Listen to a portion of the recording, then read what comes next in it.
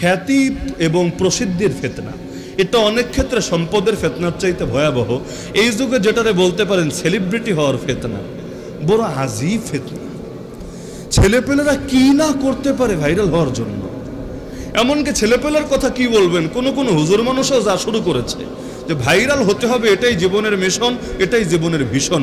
এজন্য একেবারে নতুন করে এই সমস্ত জামা পোশাক বাদ দিয়ে শার্ট প্যান্ট পরে মাথায় চুলগুলো কালার করতে হবে, এরপর জাতির সামনে এসে টিকটকে নিজেরা ভাইরাল করতে হবে যে আমি আগে হাফেজ সাহেব ছিলাম, আগে মৌলানা সাহেব ছিলাম, এখন নতুন করে টিকটকারে রূপান্তরিত হলাম। কিসের জন্য?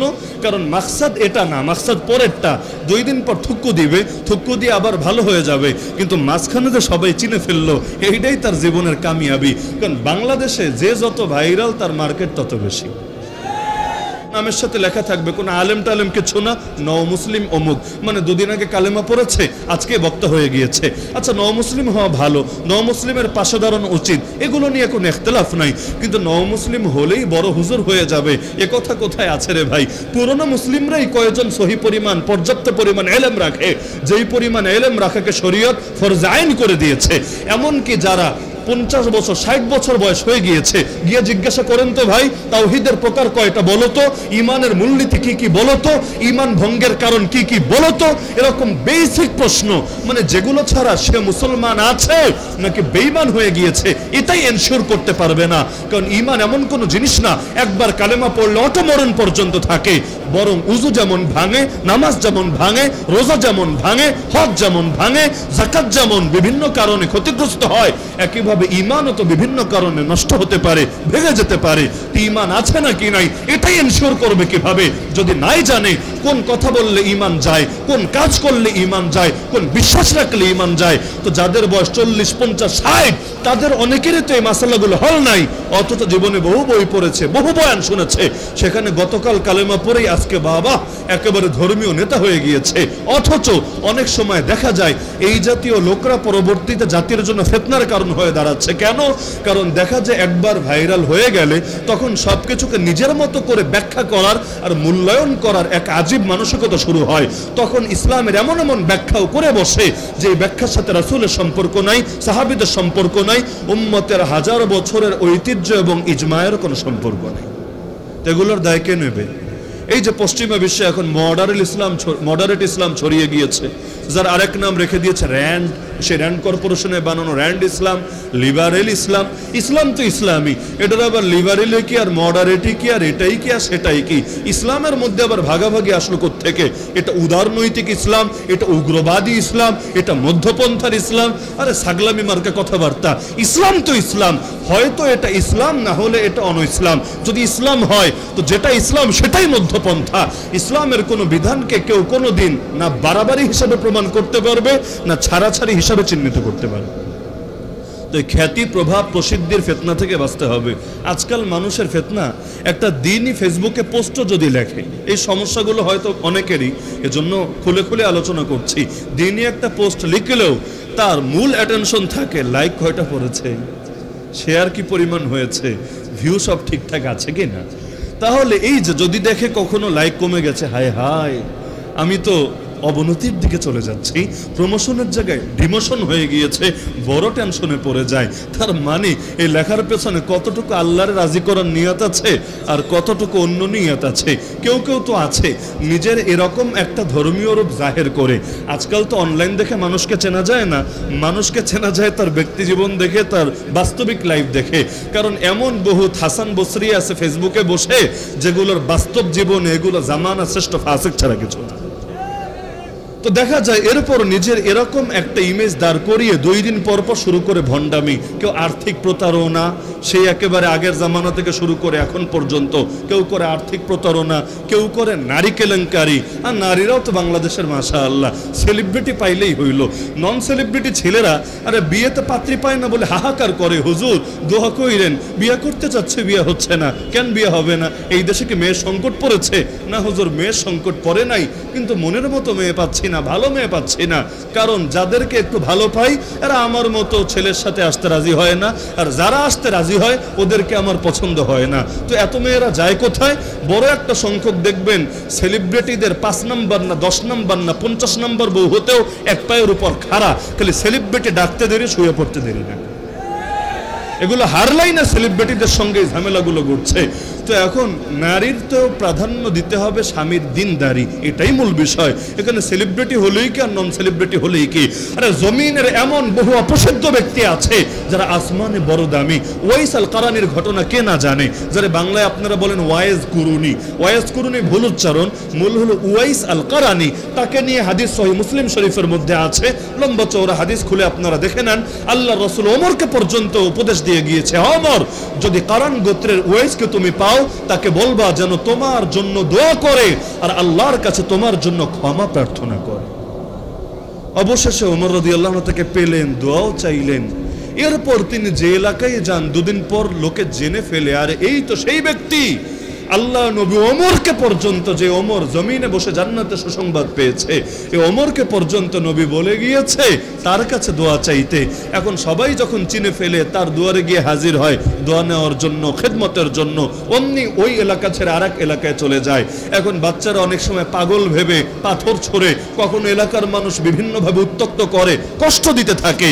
তো এত কষ্ট সয়ে নেয়, তবু এমন কোনো এলাকায় স্থির থাকে না যেখানে দুনিয়ার মানুষ তাকে একটু মূল্যায়ন করবে। কারণ দিলেই ভয় যে মানুষ মূল্যায়ন করলে আসমানের মূল্যায়ন যদি কমে যায়। কেন জানেন? একবার প্রসিদ্ধ হয়ে গেলে নিজের ইখলাস ধরে রাখা সবচাইতে বেশি কঠিন হয়ে যায়। এটা আমার কোনো দাবি না। তিরমিজি শরীফের নাম শুনেছেন? সুনান তিরমিজি।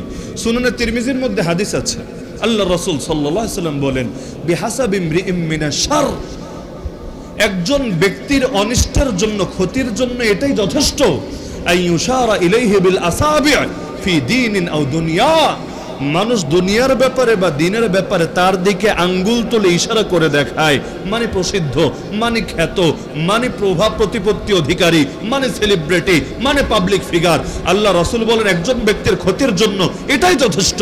ইল্লা মান আসামাহুল্লাহ, তবে আল্লাহ যাকে হেফাজত করে তার কথা ভিন্ন।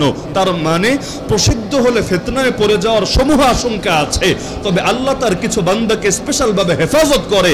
তারাই পারে এই খ্যাতির বিড়ম্বনাকে এড়াতে, না হলে বড় একটা অংশই প্রসিদ্ধ হওয়ার পরে ইখলাস ধরে রাখতে পারে না। যেমন আমরা যদি আমাদের অঙ্গনের কথাই বলি, মনে করেন যখন আমরা প্রসিদ্ধ না, তখন অনেক সময় মানুষের পিছে পিছে ঘুরি।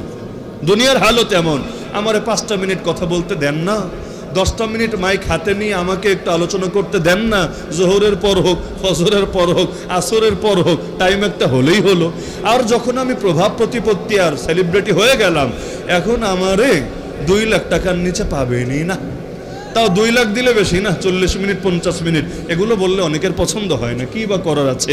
কেউ আবার কিয়াস করে ওই গানের শিল্পীদের উপরে, হুজুর মমতাজ বেগমরা যদি 2 লাখ দিতে পারে, আয়ুব বাচ্চারা যদি 10 লাখ দিতে পারে, জেমসরা যদি 20 লাখ দিতে পারে, আমরা 1 লাখ নিয়ে আপনাদের কেন গায়ে জ্বলে? ও বুঝেছি, আপনারা পান না, এই জন্য মনে আমাদের নিয়ে গায়ে জ্বলে। বাংলাদেশের তো কন্ট্যাক্ট করার রোগ যাদের আছে সবাই আমার উপর মহা খেপা খেপে আছে, এটা তো আর আপনাদের অজানা না। বিশেষ করে শিল্পী অঙ্গনে যারা ঢোল তবলা বাদ্যযন্ত্র ব্যবহার করে, আর যারা নারী কেলেঙ্কারিতে জড়িত আছে, আর ওয়াজের ময়দানে যারা ধান্দার দিকে জড়িয়ে পড়েছে, এরা যে কি লানত দেওয়াটা আমারে দিয়ে থাকে এটা আপনাদের চাইতে আমার ভালো জানা আছে। তবে শকুনের দোয়া আবার গরু মরে না, কারণ একদিকে এমন কিছু ধান্দাবাজদের লানত থাকলেও আলহামদুলিল্লাহ সুম্মা আলহামদুলিল্লাহ, এর বিপরীতে ইখলাসওয়ালা লক্ষ লক্ষ আলেম ওলামা এবং তালিবুল ইলমের নিয়মিত দোয়া আছে। তো দোয়ার বদদোয়ায় কাটাকাটি হয়ে গিয়ে আল্লাহ এখনো হেফাজতের মধ্যে রেখেছে। তো যে প্রসঙ্গে বলেছি, প্রসিদ্ধ হওয়ার আগে কিন্তু ইখলাস বরবাদ হয় না, প্রসিদ্ধ হওয়ার পরেই কিন্তু ইখলাস বরবাদ হয়। আবার প্রসিদ্ধ হওয়ার পরে এখন তো নারী কেলেঙ্কারি এক মহামারীর রূপ ধারণ করে ফেলেছে। কারণ নারী কেলেঙ্কারি এর চাইতে আরো জঘন্য পুরুষ কেলেঙ্কারি। নারী কেলেঙ্কারি তো এক হিসাবে ভালো যে এখনো নেচারের মধ্যে আছে, মানে নেচারের বাইরে চলে যায় নাই, কিন্তু পুরুষ কেলেঙ্কারিতে যারা জড়িয়ে গিয়েছে, আগামী দিনে যে এরা ট্রান্সজেন্ডারের দায়িতে পরিণত হবে না এরই বাকি গ্যারান্টি আছে। তো এই কারণে প্রসিদ্ধ হওয়ার নাই এটা শুকরিয়া আদায় করেন।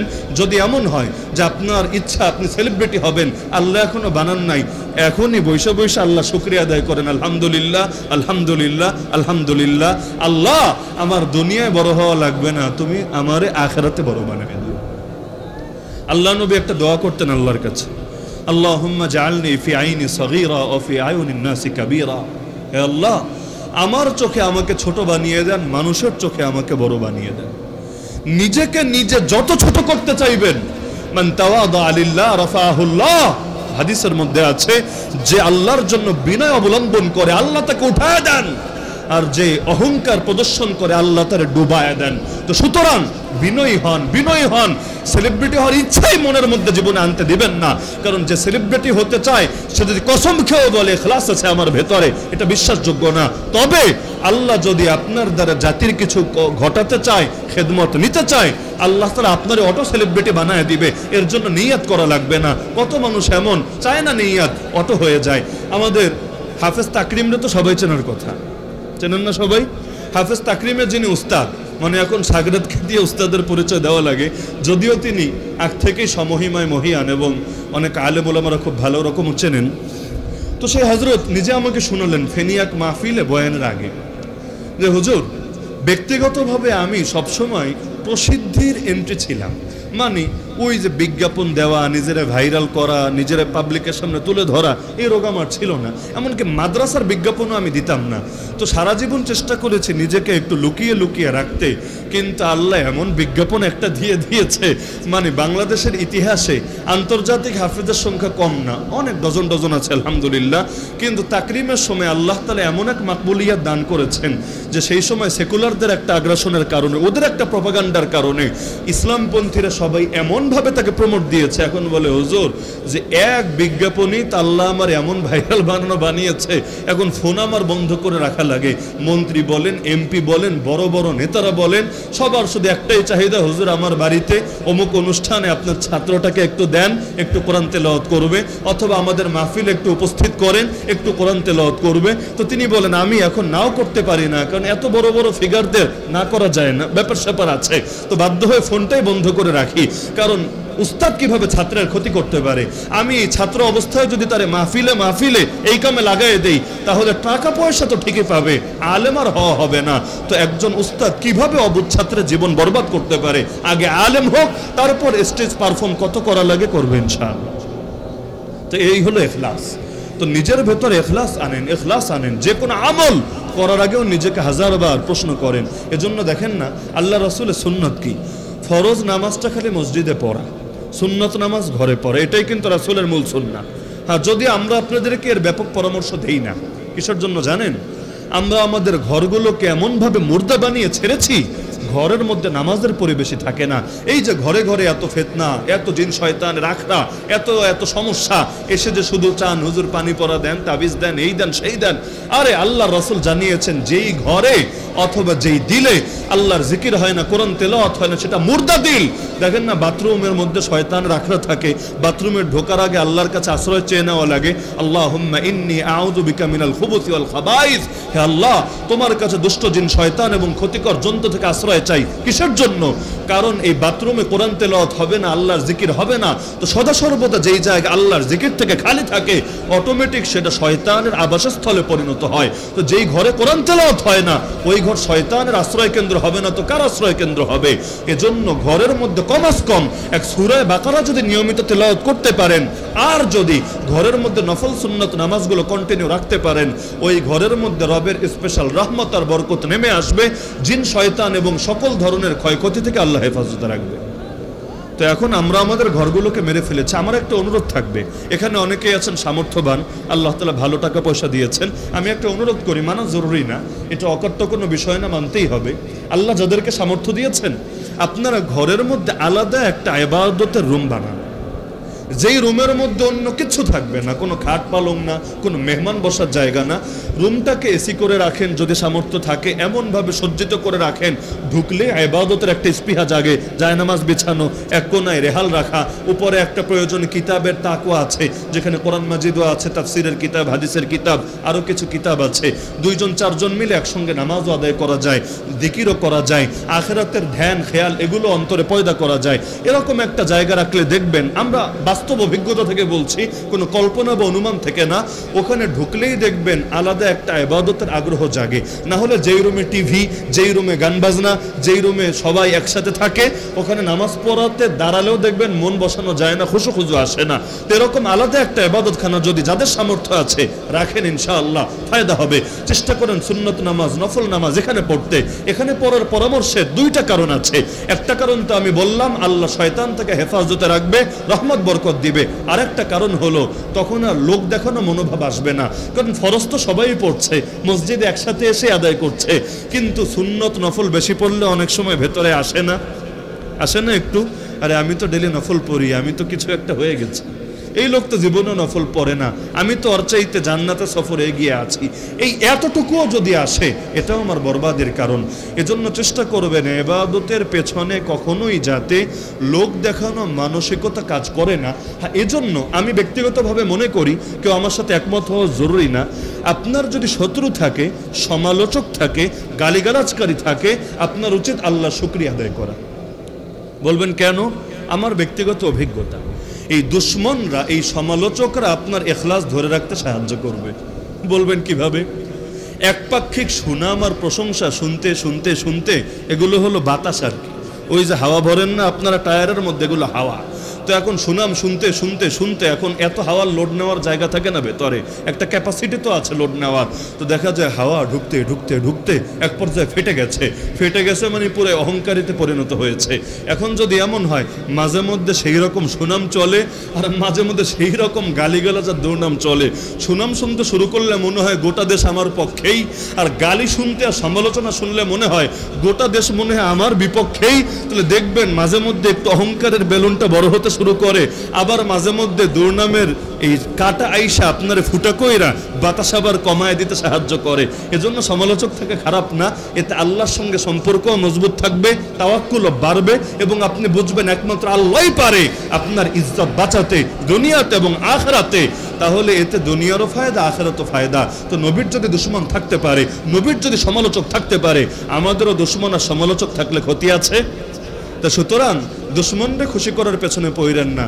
যদি চান, কঠিন কথা বলছি, যদি চান সমস্ত মানুষকে খুশি করবেন, জীবনেও আল্লাহর দ্বীনের উপর চলতে পারবেন না। কারণ আল্লাহর দ্বীনের উপর চললে শয়তান পূজারীরা কখনোই খুশি হবে না। সুতরাং মানুষকে খুশি করার কোনো ইচ্ছা আনবেন না, খুশি করতে চাইবেন আল্লাহকে। এতে দুনিয়ার লোক খুশি হলে হোক, না হলে না হোক, দুনিয়ার লোকের খুশি দিয়ে কি হবে? যার হাতে হায়াত, যার হাতে মৌত, যার হাতে জান্নাত, যার হাতে সবকিছু, তিনি খুশি হলেই চলবে। আমাদের শেখ রমাদানুল মুবারক আসার আগেও সেই বাচ্চাকালে ছাত্র জামানায় আমাকেও প্রতি বছর নসিহত করে দিতেন, শোনো সামা, তারাবির নামাজ যে পড়াবা, নিয়তটা প্রতিদিন ঠিক করে নিবা। নিয়ত যাতে এটা না হয় যে আমি সুন্দর করে তেলাওয়াত করব, মুসল্লিরা ভালো বলবে, হাদিয়াটা বেশি আসবে, পরের বছর দাওয়াত কনফার্ম থাকবে, বরং নিয়ত এটা করবা, আরে আল্লাহর কালাম আল্লাহকে শোনাবো, আল্লাহ নাজিল করেছেন, আমি আল্লাহকে সেটা শোনাবো, ব্যাস। তো এতে যদি তুমি এই নিয়ত করতে পারো, এতে আল্লাহ তো খুশি হবে, আর আল্লাহ খুশি হলে বান্দার আটকে থাকবে না, আল্লাহই বান্দারে খুশি করায় দিবে। এটা হাদিসের মধ্যে আছে। কিন্তু নিয়ত যদি বান্দার করো, এটা রিয়া হবে, আমলের কোনো সওয়াবই পাবে না আল্লাহর কাছে, বরং এটাকে শিরিক বলা হবে, শিরিক আসগর, ছোট শিরিক। যদি এর কারণে বেঈমান হবে না, তবে আমলের সওয়াব পুরোপুরি বরবাদ হবে। তো এজন্য আমি আমল ছাড়তে বলছি না, কথা আবার বুঝছেন। কথা বলতে আজকাল ভয় লাগে হলো এটা, যে না খেলে সমস্যা নেই, পেটে ক্ষুধায় আর কতটুকু কষ্ট হবে, বদহজম হয়ে গেলে পুরো এই সমস্যা, বাথরুমে দৌড়াতে দৌড়াতেই জীবন তেজপাতা হয়ে যাবে। অনেক সময় বলা হয় একটা, লোকে বোঝে আর একটা। যেমন অনেকে হয়তো দেখেছেন কয়দিন আগে ওই তারাবির আলোচনা প্রসঙ্গে আমরা একটা কথা টেনেছিলাম ইমামদের রেফারেন্সে, যে কোনো একটা হাদিস যদি তর্কের খাতিরে আর কি, যদিও যে হাদিস দেখানো হয়েছে এটা গ্রহণযোগ্য, তর্কের খাতিরে কোনো একটা হাদিসের সনদের মধ্যে বর্ণনা সূত্রের মধ্যে যদি কিছুটা দুর্বলতাও থাকে, কিন্তু সমগ্র ইমামরা যুগে যুগে প্রজন্মে প্রজন্মে এ ব্যাপারে একমত হয়ে যায় যে এটার আলোকে ফতোয়া দেওয়া হবে, গ্রহণ করা হবে, আমল করা হবে, তাহলে সেই হাদিসটা নিঃসন্দেহে শুধু সহি না বরং অকাট্য পর্যায়ে গিয়ে উপনীত হয়ে যায়, যেটাকে হাদিস শাস্ত্রের ভাষায় তালাক্কি বিল কবুল, তালাক্কি বিল কবুল বলে। হাদিস শাস্ত্র নিয়ে পড়ালেখা করেছে কিন্তু এই পরিভাষা শোনে নাই এমন মানুষ তো দূরের কথা, এমন জিনও দুনিয়াতে পাওয়া যাবে কিনা সন্দেহ আছে। কিন্তু এটাকে নিয়ে এক শ্রেণীর ভাই যারা নিজেদেরকে হাদিসের অনুসারী বলে দাবি করে, তারা ব্যাপক হারে প্রচারণা শুরু করলো যে আলী হাসান উসামা দাবি করে মানুষ যে আমল গ্রহণ করে নেবে ব্যাস এইটাই শরীয়ত, এইটাই ইসলাম। তো মানুষ যদি মিলাদ কিয়াম, মানুষ যদি বিভিন্ন এমন কাজ যেগুলো নিয়ে আমরা আপত্তি করি এগুলো যদি গ্রহণ করে নেয় ব্যাস সমস্যা নাই, এটাই দিন, এটাই শরীয়ত, এটাই ইসলাম। নাউযুবিল্লাহি মিন যালিক। তো এখন শাস্ত্রীয় মূলনীতি কি আর বলার পরে লোকে বোঝেটা কি? তো এখন কেউ যদি নিজেকে দাবি করে আমি হাদিস শাস্ত্রের অনুসারী বা আরবিতে বললে আহলুল হাদিস, তার তো অন্তত হাদিস শাস্ত্রের বেসিক মূলনীতিগুলো জানা অবশ্যই উচিত। কারণ এই মূলনীতি এমন মূলনীতি দুনিয়া সবাই মানে। ইমাম সৈয়দি বলবেন, ইমাম ইবনু তাইমিয়া বলবেন, হাফেজ ইবনুল কাইয়িম বলবেন, সবাই মানে যে কোনো হাদিসের সনদের মধ্যে যদি কিছুটা দুর্বলতাও থাকে কিন্তু গোটা উম্মত যদি ইজমা হয়, ইজমা বুঝেন যে সবাই এটা মেনে নিয়েছে, এর আলোকে ফতোয়া দিয়েছে, তাহলে আল্লাহ রাসূলের স্পষ্ট ভাষ্য আছে আমার উম্মত কখনোই গোমরাহির উপর একমত হবে না। তো যেই মাসালায় গোটা উম্মত একমত হয়ে যায়, বিশেষ করে পৃথিবীর অধিকাংশ আলেম ওলামা যেহেতু চার মাযহাবের কোনো এক মাযহাবের সঙ্গে সম্পৃক্ত ছিলেন, এবং মজার বিষয় যারা নিজেদেরকে লামাযহাবী দাবি করে তারাও কথায় কথায় মাযহাবী ইমামদের রেফারেন্সে দেওয়া লাগে যে ইমাম ইবনু হাজার বলেছেন, আরে তিনি কেডা, তিনিও তো মাযহাবী লোক, শাফিঈ মাযহাবের লোক। ইমাম ইবনু তাইমিয়া বলেছেন, তিনি কে রে ভাই, তিনি তো হাম্বলী মাযহাবের লোক। ইমাম নববী বলেছেন, তিনি কে রে, তিনি শাফিঈ মাযহাবের লোক। তার মানে ঘুরে ফিরে ওই মাযহাবী ইমামদের রেফারেন্সে টানা লাগে। তো পৃথিবীর অধিকাংশ মানুষ যেহেতু চার মাযহাবের কোনো এক মাযহাবের সঙ্গে সম্পৃক্ত, তো কোনো মাসালায় যদি দেখেন চারও মাযহাবের ফতোয়া এক এবং যুগ যুগ না একেবারে হাজার বছর ধরে এই ফতোয়ায় চলে আসছে এবং এর পক্ষে ওই হাদিসে উপস্থাপন করছে, তাহলে বুঝে আসবে এর দ্বারা যে এই হাদিসটা নিঃসন্দেহে গ্রহণযোগ্য। না হলে আল্লাহর নবী কেন জানালেন যে গোটা উম্মত কিছুতেই ঐক্যবদ্ধ হবে না গোমরাহির উপরে? মনে থাকবে ইনশাআল্লাহ। তো যে প্রসঙ্গে বলছিলাম যে প্রতিটা কাজের ক্ষেত্রে ইখলাস ধরে রাখবেন, এর মানে এটা না, এর মানে এটা না যে ইখলাস আছে কি না এই ভয়ে আমলই ছেড়ে দেবেন। হতে পারে এরকম যে হুজুর আমার ইখলাস আছে কিনা চিন্তিত, তাহলে দিনের দাওয়াত বন্ধ, দিনের পক্ষে লেখালেখি বন্ধ, নামাজ নিয়েও আবার রিয়াটিয়া চলে আসে কিনা, নামাজ পড়াও বাদ। অর্থ কি এটা? বদহজম করেন না আল্লাহর ওয়াস্তে। ইখলাস না থাকলে ইখলাস আনার চেষ্টা করেন। মাথা ব্যথা সমাধান ওষুধ খান, মাথাটা কাইটা ফেলেন না। মাথা যদি কেটেই ফেলেন তাহলে আর ব্যথা সারবে কিভাবে? অস্তিত্বই তো আপনার নির্মূল হয়ে যাবে। সুতরাং আমল বাদ দিবেন না। আর সর্বশেষ ফিতনা, এটা বলে আলোচনা শেষ, নারীর ফিতনা, নারীর ফিতনা, নারীর ফিতনা। এখানে যে হাজার হাজার পুরুষরা আছেন, জওয়ান হন, মুরব্বী হন, কিশোর হন, নবী সবার ব্যাপারে বলেন মা তারাকতু বাদি ফিতনাতান আদাররা আলা রিজালি মিনান নিসা, আমি আমার পরে পুরুষের জন্য নারীর চাইতে অধিক ক্ষতিকর কোনো ফিতনা রেখে যাই নাই। এখন ফিতনা মানে কি? ওই যে শুরুতে আমি বলেছিলাম যে ফিতনা মানে কি খারাপ, যে এখন নারী যত আছে বাসায় সব নিয়ে ফেলে দিয়ে আসবেন রাস্তায়, অর্থ তো এটা না। বরং ফিতনা মানে পরীক্ষা। এই পরীক্ষায় আপনাকে পাস করতে হবে, ফেল করলে দুনিয়া আখিরাত সবই যাবে। আমি প্রাসঙ্গিক কয়েকটা কথা ভেঙে ভেঙে বলি। এক নম্বরে, বিয়ে করা তাকওয়া রক্ষার সহায়ক, এটা তো সবাই জানেন। এজন্য আল্লাহ নবী যুবকদেরকে স্পেসিফিক ভাবে বলেছেন, হে যুবকরা, তোমাদের মধ্যে যাদের আর্থিক সামর্থ্য আছে তারা যেন জলদি বিয়ে করে নেয়। ইয়া মাশারাশ শাবাব মান ইসতাতা মিনকুমুল বাআতা ফালিয়াতাজাওয়াজ। কি হবে এতে? নবী বলেছেন দুই ফায়দা হবে। ফাইন্নাহু আগাদ্দু লিল বাসার, এই বিয়ে তোমার দৃষ্টিকে নত রাখতে সাহায্য করবে, ও আহসানু লিল ফারজ, এবং তোমার লজ্জাস্থানকে গুনাহ থেকে বাঁচাতেও সাহায্য করবে। ওয়ামান লাম ইয়াস্তাতি', আর যদি আর্থসামাজিক যে কোনো কারণে বিয়ে করতে না পারো, ফালাইহি বিসসাওম, তোমার জন্য বিকল্প তোমাকে নফল রোজা কন্টিনিউ করতে হবে, একটা রেখেই শেষ না। ফালাইহি বিসসাওম, নফল রোজাকে আঁকড়ে ধরে থাকতে হবে, ফাইন্নাহু লাহু ইজাউন, এটাই তোমার জন্য রক্ষা কবচ হবে। নবী দুইটা ওষুধ দিয়েছেন, 3 নাম্বার কিছু নাই। তো যে যুবকরা আছেন হয়তো আপনারা বিবাহিত না হলে রোজাদার, যদি বলেন বিবাহিত না আর হুজুর রমজানেই তো রোজা রাখি না আর বাকি মাস তো দূরের কথা, তাহলে কিন্তু আপনি ফিতনায় আছেন। তো যে যুবকরা আছেন বিবাহিত কারা একটু হাত তুলেন দেখি, মাশাআল্লাহ, হাত নামান। তো বিবাহিত সংখ্যা আলহামদুলিল্লাহ এখানে উল্লেখযোগ্য হারে ভালো। জোকার দিয়ার অভিভাবকদের, বিশেষ করে বাবা এবং দাদা চাচা যারা আছেন, প্রত্যেককে আমি হাজারবার শুকরিয়া জানাচ্ছি যে আল্লাহ তাআলা আপনাদেরকে সচেতনতা দান করেছেন, যুবকদেরকে বিয়ে করিয়ে দিয়েছেন। কারণ সন্তানের হক শুধু প্যাডের খাওয়ান দেওয়া না, সন্তানের হক শুধু পড়ালেখা করানো না, সন্তানের সবচাইতে বড় হক তার জাহান্নাম থেকে বাঁচানোর চেষ্টা করা।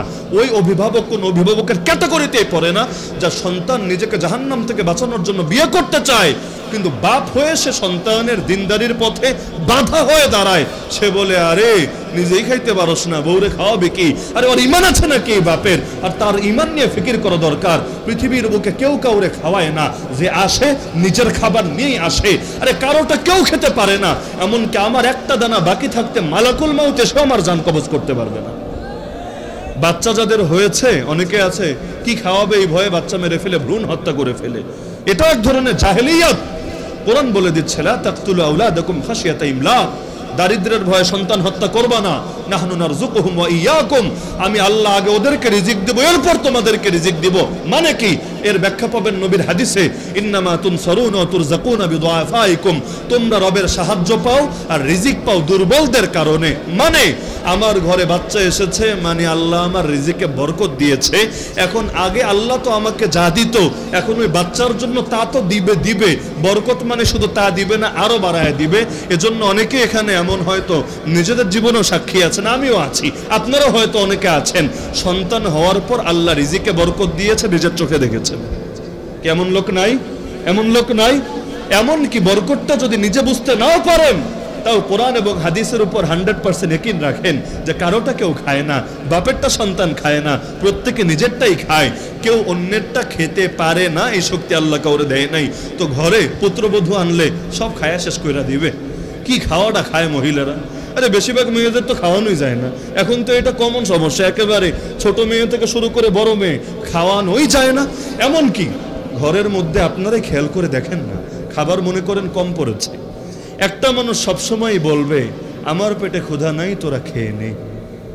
এই মানুষটাকে বাবা, এই মানুষটাকে ভাইয়া, এই মানুষটাকে মা। আরে আল্লাহ নারীদের তো এই দিলটা দিয়েছেন। এই কথা শোনে নাই জীবনে এমন কয়জন আছে, আমার পেটে ক্ষুধা নাই রে বাছা, তুই খেয়ে নে। এমনকি যদি খায়ও সবাই রে খাওয়ানোর পরে বসে যে যা বাঁচবে এতে আমার চলবে, সন্তানের মুখের হাসি, পরিবারের মুখের খুশি, এটাই আমার জীবনের সবচাইতে বড় বিষয়ে পরিণত হবে। সুতরাং সন্তানের শুধু দুনিয়া নিয়ে ফিকির করেন না, আখিরাত নিয়ে ফিকির করেন। হাদিসে আছে, হাদিসের মানুষ সহি, সন্তান বালেগ হওয়ার পরে যদি বাবা তাকে বিয়ে না দেয় আর এর কারণে সে গুনাহ করে, গুনাহ করবে কি করবে না আপনি কেমনে দেখবেন? সবসময় কি সিসিটিভি লাগিয়ে রাখলেও গুনাহ ধরতে পারবেন? সম্ভবই না।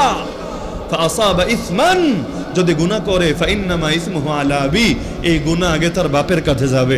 আজওয়ানরা ভাইবেন না হুজুর ফতোয়া তো পেয়ে গেছি, এখন ইচ্ছা মতো গুনাহ করতে হবে, আমাদের বাপের শিক্ষা হবে না।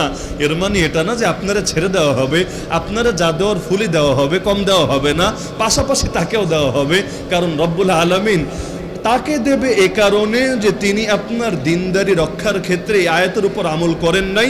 কু আনফুসাকুম ওয়া আহলিকুম নারা, নিজেকেও বাঁচাও আগুন থেকে, ফ্যামিলিকেও বাঁচাও আগুন থেকে। আর আপনাকে তো ধরবেন এজন্য কারণ কোন পাপের বোঝা বহনকারী অন্যের পাপের বোঝা বহন করে না, নিজে যা করে কিয়ামতের দিন তাই পাবে, কোরআনের সুস্পষ্ট ঘোষণা।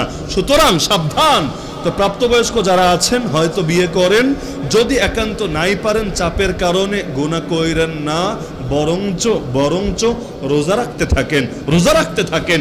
এমনকি বাপ যদি নাও মানে প্রয়োজনে রোজা রাখতে থাকেন। হ্যাঁ, 3 নম্বর অপশন আমি বলছি না, 3 নম্বর অপশন বুঝেন, পালায় বিয়ে করা।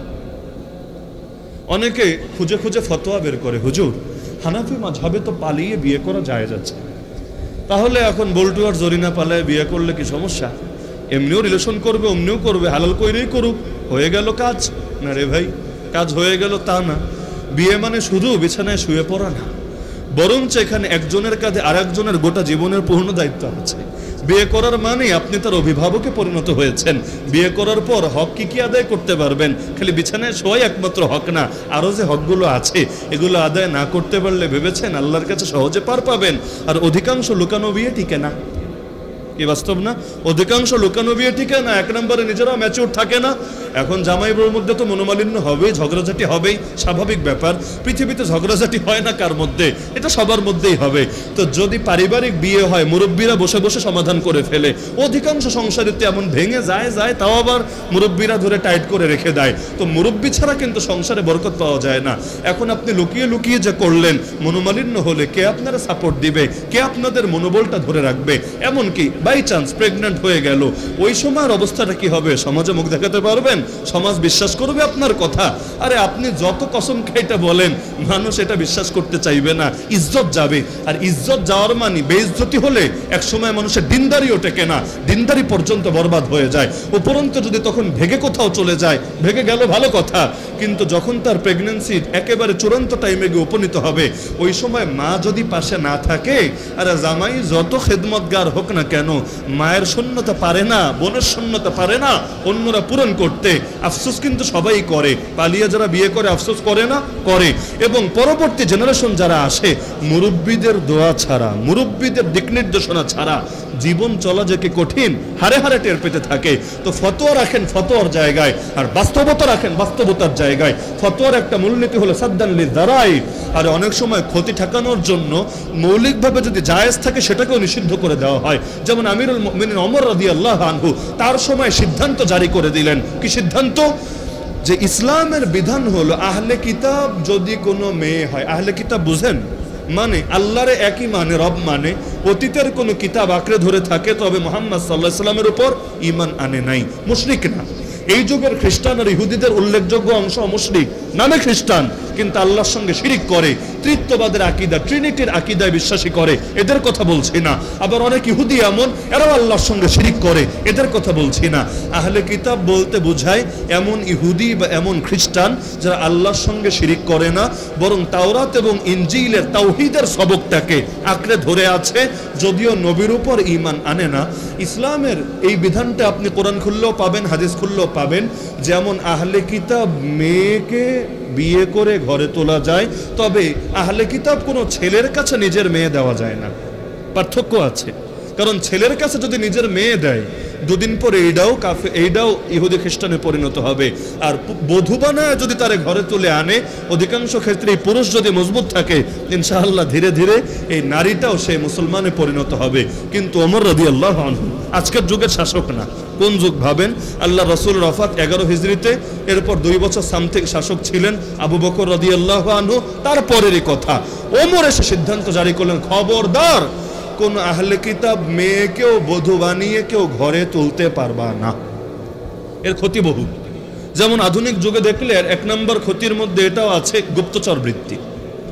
এই যে আরবের অনেক প্রিন্সদের ঘরে ঘরে ইহুদি মেয়েরা মুসলমান সেজে বা ইহুদি নাম ধারণ করে আহলে কিতাব হয়ে বধূ হয়ে ঢুকেছে। এগুলো গর্বের সাথে মিডিয়া প্রচারও করে যে ইসরায়েলের ইহুদিরা নিজেদের যুবকদের উপর ক্রাশ না খেয়ে আরবের প্রিন্সদের উপর ক্রাশ খাচ্ছে এবং তাদের সংসারে বধূ হয়ে যাচ্ছে। ভাবটা এমন গর্বের বিষয়, ইসলামের বিজয় হয়ে উল্টে গেছে। অথচ ফলাফল কি হচ্ছে আপনারা দেখতে পাচ্ছেন, কয়েকদিন পর অনেক জামাইরাও ইহুদিদের দালালে পরিণত হচ্ছে। আর এই যুগে যুবকরা যেভাবে নারীদের দ্বারা প্রভাবিত হতে থাকে, বহু ক্ষেত্রে এমন দেখা যায় যে নারী উল্টা পুরুষটাকে ধর্মান্তরিত পর্যন্ত করে ছাড়ে। ধর্মান্তরিত মানে শুধু এক মতবাদ থেকে আরেক মতবাদ না, ধর্মান্তরিত পর্যন্ত করে ছাড়ে। আর গুপ্তচর যদি হয়, সে তো ট্রেন্ড হবে, সে তো সাধারণ কোনো মেয়ে না যে ইমোশন থেকে একটা কাজ করছে, বরং সুপরিকল্পিত। আপনারা সালাহুদ্দিন আইয়ুবী রাহমাতুল্লাহ আলাইহির ইতিহাস পড়ে দেখেন, ক্রুসেডের ইতিহাস পড়ে দেখেন, নারীদের ফাঁদকে কিভাবে ব্যবহার করা হয়েছে বড় বড় মুজাহিদদেরকে পর্যন্ত দমন করার জন্য। সুতরাং এই লাইনে সাবধান। তো এখন বিয়ে যারা করেছেন, লুকিয়ে বিয়ের কথা বলছি না, লুকিয়ে বিয়ে করবেন না, সাবধান।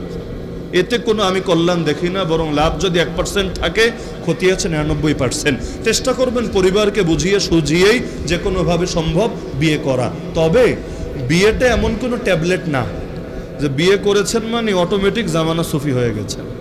বিয়ে সহায়ক, সহায়ক বুঝেন, সহায়ক মানে এর দ্বারা অটো হবে তা না। মসজিদে এসি লাগিয়েছেন, এটা কি? যে নামাজে খুশু খুজু থাকার সহায়ক। যে গরমে কষ্ট হয়, মনোযোগ নষ্ট হয়ে যায়, এসি থাকলে খুশু খুজুটা একটু ভালো ধরে রাখা যায়। আচ্ছা নামাজি ভাইয়েরা আমারে বলেন তো, যেই মসজিদে এসি আছে অটোমেটিক সেখানে ঢুকলেই অটোমেটিক খুশু খুজু চলে আসে, ওই মসজিদে কোনো উদাসীন নামাজি নাই, কোনো আইলসা নামাজি নাই, নাকি বেশিরভাগই উদাসীন? আল্লাহ নবী তার জামানায় জানিয়েছেন যে ইসলামের মধ্যে সর্বপ্রথম যে জিনিসের ক্রাইসিস দেখা দেবে সেটা হলো নামাজের খুশু খুজু। নামাজের খুশু খুজু, নবী বলেন বিশাল মসজিদ কিন্তু তুমি দেখবা একজন লোকের নামাজেও খুশু খুজু নাই। তো সেই জামানা থেকে যদি ক্রাইসিস দেখা দেয়, এই জামানায় তো কমবে না, বরং বাড়ারই কথা। তো সহায়ক সহায়কই, আর বাস্তবতা বাস্তবতাই। যারা বিয়ে করেছেন এটা ভাববেন না যে বিয়ে করেছে বলে অটোমেটিক মনে হয় সব হয়ে গিয়েছে, এখন আমার নজর হেফাজতের দরকার নাই, এখন আমার দিল হেফাজতের দরকার নাই, এখন আমার কান হেফাজতের দরকার নাই। দেখা যায় বহুত বিবাহিত কিন্তু অফিস করে মেয়েদের সাথে কলিগ আছে মেয়ে, এখন নিজেকে অত বেশি সতর্ক রাখে না যেভাবে আগে রাখতো। দুদিন পর জড়িয়ে যায় পরকীয়ায়, আগের সংসারও ভাঙে, গোটা জীবনটা তার দুর্বিষহ জীবনে পরিণত হয়ে যায়। তো সুতরাং বিয়ে করার মানেই যে অটো জামানের হাসান বসরি হয়ে গেছেন তা না, সহায়ক। মানুষের চোখের ক্ষুধা আলাদা, পেটের ক্ষুধা আলাদা। রমজানের রোজা রাখছেননি আপনারা? দেখেছেন রমাদানে দেখবেন ইফতার সামনে নিয়ে বসলে, আপনাদের হয় কিনা জানি না, আমাদের হয় আর কি। ইফতার সামনে নিয়ে বসলে মাঝে মধ্যে চিন্তা লাগে, আর এই কয়টা খাবার দিয়েছে সামনে, এগুলো তো 2 লোকমাই সাবার হবে, আরো দ্বিগুণ 3 গুণ হলেও তো পেটটা পুরো হয়তো ভরতো না, এক কোণে খালি থাকতো। কিন্তু দেখা যাবে শুরুতে 2-3 গ্লাস শরবত খেয়ে ফেলেছেন, বেলের শরবত, তরমুজের শরবত, ইসবগুলের ভুসি, তারপর লেবুর শরবত খেয়ে পেট দেখা যায় রে টাইট হয়ে গিয়েছে, যা আছে তাই খেয়ে শেষ করা যায় না। তার মানে চোখের ক্ষুধা কাজ করছে বেশি, পেটের ক্ষুধা কাজ করছে কম। যারা বখাটে সমাজের, দেখতে তো কিছু বাদ দেয় না, পর্দানশীল নারীদের পর্যন্ত অনেক সময় ছাড়ে না, বোরকার উপর দিয়ে পর্যন্ত আইডিয়া নেওয়ার চেষ্টা করে, এই পরিমাণ নিকৃষ্ট এক মানসিকতা লালন করে। কিন্তু চোখ দিয়ে যেই হারে জিনা করে, লজ্জাস্থান দিয়ে কিন্তু এই হারে জিনা করার ক্ষমতাই ওর নাই। ওর জিন্দেগির 12টা বাইজা একেবারে হসপিটালের বেডে গিয়ে পড়ে যাবে। মানে বাস্তবিক ক্ষুধা কম কিন্তু চোখের ক্ষুধা হয়ে গেছে বেশি। তো ইসলামে সর্বোচ্চ কয়টা বিয়ে করা যায় একসাথে? কি জানেন না? কয়টা? 4টা। মাথায় রাখেন, যে নিজের নজরের হেফাজত করে না, আমি 100% দায়িত্ববোধের সাথে বলছি, যে নিজের নজরের হেফাজত করে না, সে 1 বিয়া করুক আর 4 বিয়াই করুক, সে সহজে তাকওয়া হেফাজত করতে পারবে না। কেন? ওই যে আগে বললাম চোখের ক্ষুধা বেশি কিন্তু লজ্জাস্থানের ক্ষুধা থাকে কম। তো রব্বুল আলামিন সর্বোচ্চ 4টা দেওয়ার মানে কি বুঝেন? যত সক্ষম পুরুষ হোক 4-এর বেশি কারো লাগবে না, কারণ রবের চাইতে বড় ইলম ওয়ালা কেউ কোনোদিন হবে না, হওয়া সম্ভব না। তো রব সবার ব্যাপারে জানেন, জেনেই তিনি ইসলামের বিধান দিয়েছেন এবং কিয়ামত পর্যন্ত সময়ের জন্য দিয়েছেন। যত শক্তিশালী পুরুষ হোক 4-এর বেশি লাগবে না। তবে নজরে যদি সমস্যা থাকে, 4 কি 14টা কি 40টা কি, ও থামবে না। বাংলাদেশে এমন লোক নাই 4-এর বেশি বিয়ে করেছে? আছে। এগুলো আবার অনেক সময় মিডিয়া গর্ব করে প্রচার করে, অমুক 6টা করেছে, তমুক 8টা করেছে। আরে এক ঘরে থাকে, খুব সুখে আছে, একসঙ্গে কাঁথা সেলাই করে, পারলে এটাও দেখায় যে এক বিছানায় শয়ন করে। বাহ, কি জানিয়া গর্বের সাথে এক খবর প্রচার করে, একটারে দেখে আরেকটা উৎসাহিত হয়। এটা তো মানুষের স্বভাব। দেখেন না, আগে পালিয়ে বিয়ে করলে লোকে থু দিত, ছি কি কাজটা করেছে, বংশের মানিজ্জত ডুবিয়েছে। এখন পালিয়ে বিয়ে করলে পত্রিকায় রিপোর্ট হয়। কেমন রিপোর্ট? যে জোকার দিয়ার ছেলের প্রেমের টানে যখন মার্কিনী তরুণী বাংলাদেশে, কি 2 দিন পর পর রিপোর্ট হয় না এগুলা? এখন পুরো পৃথিবী খালি করার মিশনে নেমেছে। কিসের আমেরিকা, কিসের মালয়েশিয়া, কিসের ইন্দোনেশিয়া, গোটা দুনিয়ায় কি কি চুম্বুক লাগিয়েছে বাংলাদেশে যুবকরা, একেবারে গোটা দুনিয়ার মেয়েদের টেনে হেঁচড়ে বাংলাদেশে নিয়ে আসছে। এগুলো আবার পত্রিকায় রিপোর্ট করছে, 10 গ্রামের লোক দেখতে আসছে, একজনেরটা দেখে আরো 10 জন উৎসাহিত হচ্ছে। আরে ও দেখি পুরাই ভাইরাল, আমি পিছায় থাকবো কোন দুঃখে? আমারও যেহেতু ফেসবুক মেসেঞ্জার আছে, চেষ্টা করি না একবার, যেখানে দেখো ছাই ওরাই দেখো তাই, পাইলেও পাইতে পারো অমূল্য রতন। এগুলো কি কল্পিত কাহিনী না বাস্তবতা? সুতরাং সাবধান, আল্লাহর ওয়াস্তে, আল্লাহর ওয়াস্তে, আল্লাহর ওয়াস্তে নজরকে হেফাজত করেন। কোরআনে সূরা নূর সাক্ষী, যারা নজরের হেফাজত করে না তারা কশ্চিনকালে লজ্জাস্থানকে হেফাজত করতে পারবে না। কুল্লিল মুমিনিনা ইয়াগুদ্দু মিন আবসারিহিম ওয়া ইয়াহফাযু ফুরুজাহুম, এই আয়াতের তাফসীর পড়ে দেখেন। এমন কি কেউ নজরের হেফাজত না করলেও যদি আমার সামনে কোরআন হাতে নিয়ে কসম কেটেও বলে যে হুজুর আমি ইবাদতের স্বাদ পাই, জিকিরের স্বাদ পাই, নামাজের স্বাদ পাই, আমি কশ্চিনকালে অবিশ্বাস করব না, কারণ দুই বিপরীত স্বাদ একসঙ্গে জমা হতে পারে না। তো যে জান্নাতের হুরের প্রেমে দেওয়ানা, যে হালাল নারীর প্রেমে দেওয়ানা, যে জিহাদ শাহাদাত ইবাদতের প্রেমে দেওয়ানা, এই দুনিয়ার নষ্ট ভ্রষ্টা গায়িকা নায়িকা এই সমস্ত অশ্লীলতা কামীদের উপর তার নজরও যাবে না, রুচিও আসবে না। হারাম খাবারের রুচি আসে? আরে যত ভালো করে রেঁধে শুয়োরের গোশত দেয় আপনারে, এখানে যদি বিবেক না মরে যায় আপনাদের, তাহলে শুয়োরের গোশত আর মদ, যত দামি মদ হোক রুচি আসবে? কোশ্চেন কেন আসবেন? লাথি মেরে ফেলে দেবেন আপনি। গান, যত ভাইরাল গান হোক, যত সুন্দর গান হোক, এখানে যারা গান শোনেন না, আপনার সামনে যদি আমি বক্স দিয়েও গান ছেড়ে দেই, আপনি তো নিজে শুনবেন না, উল্টো পারলে বক্স ভেঙে ফেলবেন। অনেকে আছে যে বিয়ের অনুষ্ঠানে গিয়ে বা অনেক গানের অনুষ্ঠানে গিয়ে পর্যন্ত তার প্রতিবাদ করে, কারণ নিজেও শোনে না, শোনার ধৈর্যও তার হয় না। তো রুচি, এটাই হলো মূল বিষয়। রুচিকে উন্নত বানান না রে ভাই, দেখবেন দুনিয়ার নষ্টা ভ্রষ্টাদের দিকে নজরও যেতে চাইবে না। আর যদি এটা না করেন, আপনি ঝুঁকে মুক্ত না, যত বড় আলেম হন, যত বড় বক্তা হন, যত বড় পীর সাহেব হন, যত বড় তবলিগি হন, যত বড় মুরিদ সাহেব হন, আপনি নিরাপদ না। এই দুদিন পর পর দেখেন না খালি কেলেঙ্কারি আর কেলেঙ্কারি আর কেলেঙ্কারি। এক কেলেঙ্কারির পেছনে থাকে হাজার কেলেঙ্কারি। কিসের জন্য? আপনি এক একটা মাপেন। এক নম্বরে দেখেন যে বাংলাদেশে যারা অধিক বিয়ে করে, অধিক বিয়ে মানে 4-এর বেশি না, একের পরে, অধিকাংশ লুকায় লুকায় বিয়ে করে নাকি? কেন? হালাল কাজ লুকায়া করে না হারাম কাজ লুকায়া করে? আমারে বলেন। হারাম কাজ লোকে লুকায়া করে, কারণ তার ভেতরে পাপ বোধ থাকে। যারা জিনা করে, যারা চুরি করে, যারা দুর্নীতি করে, এমনকি কত কাম বাংলাদেশে নাকি শেষ রাতের বেলায় হয়, জাতীয় পর্যায়ের কাজও। কেন? কারণ মানুষের এটা নেচারই যে অন্যায়গুলো সে লুকিয়ে লুকিয়ে করে, কারণ চক্ষু লজ্জা বলতে একটা ব্যাপার স্যাপার আছে। এমনকি বিয়ের মধ্যে আর জিনার মধ্যে পার্থক্যই হলো এলান দেওয়া, ঘোষণা দেওয়া। জিনায় লোকে ঘোষণা দেয় না, লজ্জাবোধ থাকে, পাপবোধ থাকে। আর বিয়ে লোকে বুক ফুলিয়ে করে, পাপবোধ থাকে না। আল্লাহ নবীর হাদিস দেখেন, নবী বলেছেন বিয়ে করবা ঘোষণা দিয়ে, বিয়ে করবা মসজিদে, বিয়েতে প্রয়োজনে দফ বাজাবো, দফ মিউজিক হিসাবে না, এলান দেওয়ার প্রয়োজনে প্রত্যেকের কানে যাতে পৌঁছে যায় তুমি বিয়ে করেছো। এজন্য বিয়ের নিয়ম এটাই, বিয়েটা পাবলিক প্লেসে করবেন, ঘোষণা দিয়ে করবেন, এমন ভাবে যাতে সবাই জানে বিয়ে হয়েছে।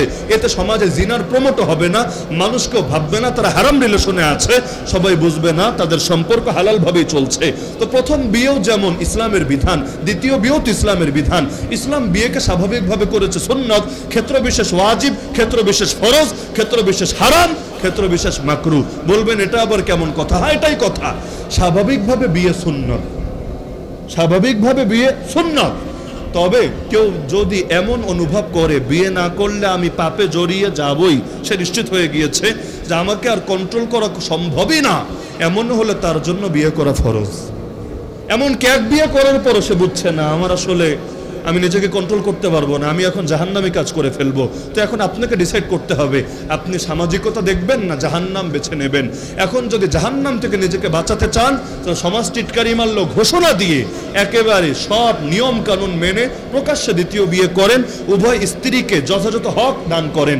যারা দ্বিতীয় বিয়ে করলে টিটকারি মারে, তারাও যদি দেখে যে আপনারা ঠিকভাবে হক আদায় করছেন, দুদিন পর তারা আপনাকে মডেল হিসেবে উপস্থাপন করবে। বিশ্বাস হয় না? বাস্তবেই বলবে যে বিয়ে করলে অমুকের মতো করা দরকার। প্রতিটা স্ত্রীকে তার সামর্থ্য অনুসারে রানীর মতো রেখেছে, কাউকে দিতে কম দেয় নাই। সমতা সন্তানের ক্ষেত্রেও জরুরি, বউয়ের ক্ষেত্রেও জরুরি। অনেকে হুদায় এসে বয়ান দেয়, হুজুর দ্বিতীয় বিয়ের কথা বলা ঠিক না। কেন ঠিক না?